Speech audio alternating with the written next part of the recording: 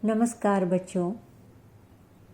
आज हम लोग स्पर्श भाग 2 से ली गई कविता जिसका शीर्षक आत्मतृण है के विषय में पढ़ेंगे। कवि का मानना है कि दुख सुख मुश्किलें कठिनाइयाँ जीवन में आती जाती रहती हैं, अतः इन पर भय न करके हर बात पर ईश्वर के पास, हे ईश्वर मेरी रक्षा करो, मेरी रक्षा करो, मुझे दुखों से बचाओ, मुझे मुश्किलों से बचाओ, यह न कहकर अपने आप पर भरोसा रखना सीखें। अपने आप से उन दुखों पर काबू पाने की कोशिश करें, प्रयास करें।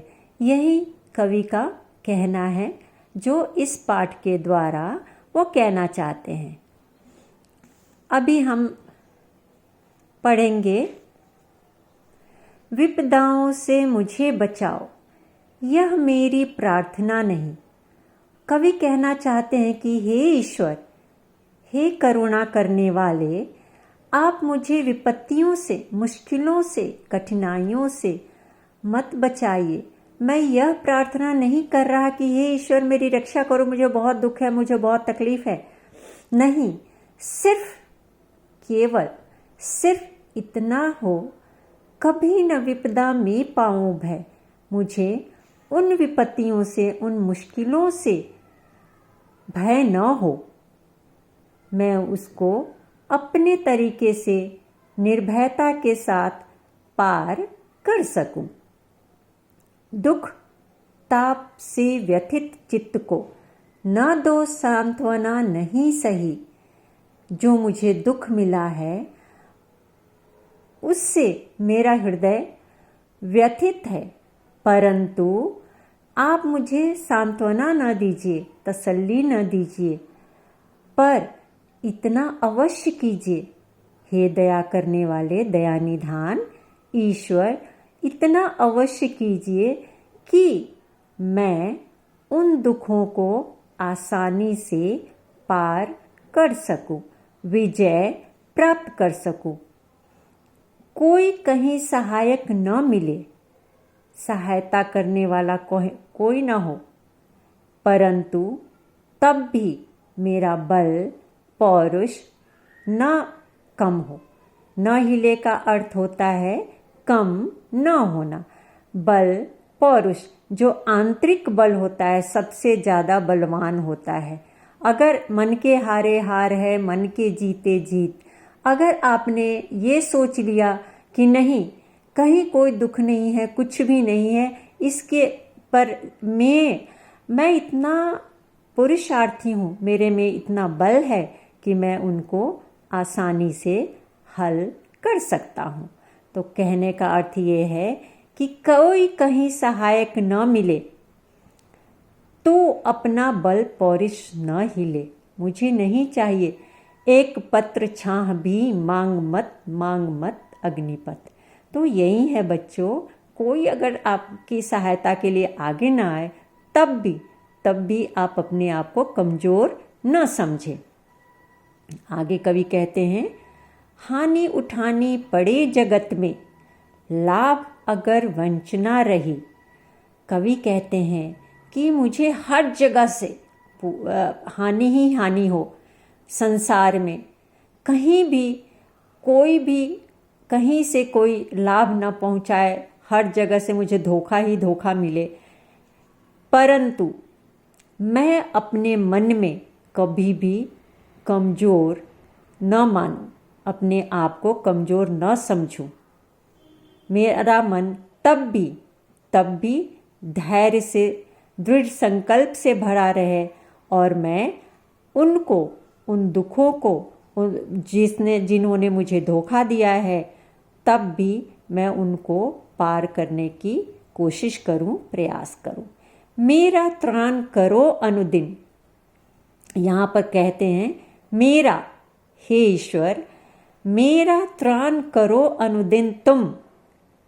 प्रतिदिन, अनुदिन का अर्थ होता है प्रतिदिन, त्राण बचाओ, रक्षा आपने पहले भी सुना है।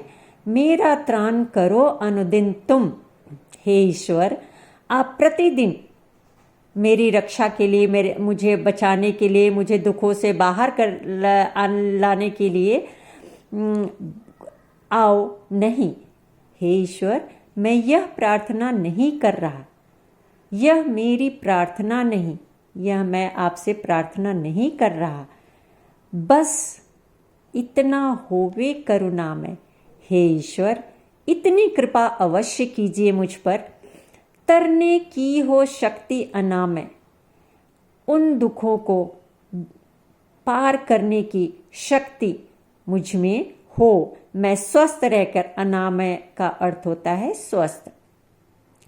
तरने की हो शक्ति अनामय, मुझ में इतनी शक्ति हो कि मैं रोग रहित रह के उन दुखों को, उन मुश्किलों को पार कर सकूं, उन कष्टों पर विजय प्राप्त कर सकूं। मेरा भार अगर लघु करके, मेरा भार अगर लघु करके न दो सांत्वना नहीं सही। कवि आगे क्या कहते हैं कि मेरे ऊपर जो बोझ है, जो भार है, उसको आप छोटा करके मुझे दिलासा मत दीजिए, मुझे सांत्वना मत दीजिए, क्योंकि मैं उन मुश्किलों को, उस बोझ को जो मुझ पर आन पड़ा है, उसमें मैं ये नहीं कह रहा कि हे ईश्वर, मैं थक गया, मैं हार गया, कमज़ोर पड़ गया, अब आप ही मेरी रक्षा करो, आप ही मुझे आकर सांत्वना दो, दिलासा दो। नहीं, मैं ये नहीं कह रहा। मैं सिर्फ इतना चाहता हूँ, मैं इतनी विनती करता हूँ, केवल इतना रखना अनुनय। हे ईश्वर, मैं इतनी विनती, अनुनय मीन्स विनती करना, केवल इतना रखना अनुनय, मेरी विनती को इतना स्वीकार कीजिए कि मैं उनका जो भी मेरे ऊपर भार पड़ा है, बोझ पड़ा है, मुश्किलें आई हैं, उनको वहन कर सकूं, सह सकूं। वहन का मतलब होता है सह सकूं, वहन कर सकूं, इसको निर्भय, बिना किसी डर के, बिना किसी भय के मैं उनको, उस बोझ को आसानी से सह सकूं। ईश्वर को विनती करते हुए कवि श्री रविंद्रनाथ टैगोर जी आगे कहते हैं कि हे प्रभु, नत शिर होकर सुख के दिन में, कई बार ऐसा होता है कि दुख पड़ने पर लोग क्या करते हैं, भगवान भगवान करते हैं, हे ओम जय जगदीश हरे, कष्ट हरो मेरी। लेकिन यहाँ पर कवि क्या कहते हैं, सुख के दिन में भी, सुख के दिन में भी मैं आपको सिर झुकाकर हर जगह, हर प्राणी में आपको देखूं, आपके दर्शन करूं, क्योंकि आप हर जगह हैं, सर्वव्यापी हैं, हर जगह रहते हैं। तो हर वस्तु में, हर चीज में, क्योंकि आपका ही दिया हुआ है, इसलिए तब मुख पहचानूं छिन छिन में, हर चीज में आप ही के दर्शन करूं। दुख रात्रि में करे वंचना मेरी जिस दिन निखिल मही। दुख भरे रात्रि में, जब सुख के बाद दुख, दुख के बाद सुख आता है, तो कवि कहते हैं दुख रात्रि में, दुख भरे रात में, करे वंचना मेरी जिस दिन निखिल भई, जब मेरे ऊपर दुख आन पड़ा हो है, तब पूरा संसार, निखिल माने संपूर्ण, पूरा, मही धरती। कवि कहते हैं कि दुख भरे रात्रि में हर जगह से मुझे धोखा ही धोखा मिले, सारा संसार मेरे खिलाफ हो, मुझे सहायता न करे, फिर भी मैं आपके ऊपर कभी भी कोई संशय न करूँगा। उस दिन ऐसा हो करुणा में, तुम पर करूँ नहीं कुछ संशय। हे ईश्वर, तब भी मैं कभी भी आपके ऊपर कोई संदेह नहीं करूँगा कि आपके कारण मेरे ऊपर इतनी विपत्ति आई है। मैं हर क्षण दुख में, सुख में, हर क्षण आपको वैसे ही याद करूँगा जैसे कि मैं हमेशा करता हूँ, सुख में भी। यहाँ देखिए बच्चे, देखिए, केवल इतना रखना अनुनय। मैं आपसे इतनी ही विनती करता हूँ ईश्वर कि मैं उन सारे दुखों को आसानी से बिना डरे निर्भय होकर सह सकूं।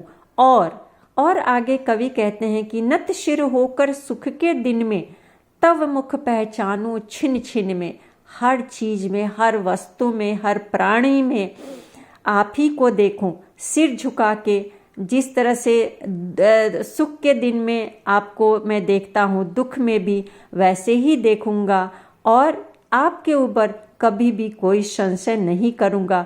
जब मुझे दुख मिलेगा, जब मुझे धोखा मिलेगा हर जगह से, तब भी आपके ऊपर मैं कोई संशय नहीं करूंगा।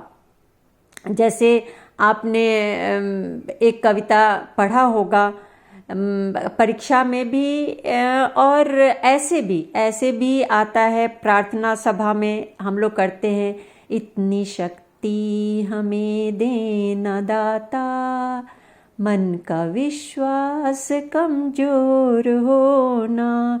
तो बच्चों, यही इस कविता में कहा गया है कि अपने ऊपर भरोसा रखना सीखिए, अपने बलबूते पर आगे बढ़िए। कहीं से कोई सहायता न मिले तब भी कोई बात नहीं, हर समय हर चीज के लिए ईश्वर को या दूसरों को दोष मत दीजिए। अपने ऊपर भरोसा रखकर आगे बढ़ते रहिए और विपत्तियों का सामना कीजिए।